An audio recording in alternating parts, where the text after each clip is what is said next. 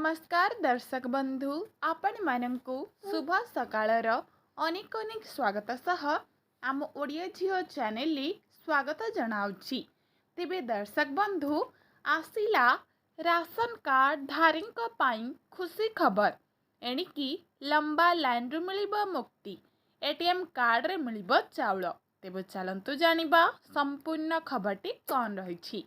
यह जानिनेबा पूर्वरु आपण माने जदि चैनल नुआ तेबे वीडियो तळे थिबा लाल रंगर सब्सक्राइब बटन को टच करी पाखरे आसुथिबा ऑल बेल आइकन उपरे प्रेस करी ओके करी रखंतु एही भली देश विदेशर नुआ नुआ अपडेट पाइबा पाई।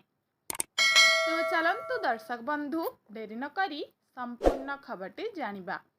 समग्र देश रे राशन व्यवस्थार सुपरिचालना पाई सरकार बहु पदक्षेप ग्रहण करिछंती।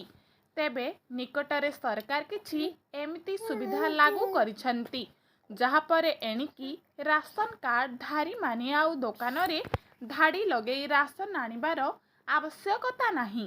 समस्त राशन कार्ड धारी माने एबेठु देशर जे कोनोसी स्थानरू निजर राशन सामग्री उठाई पारिबे।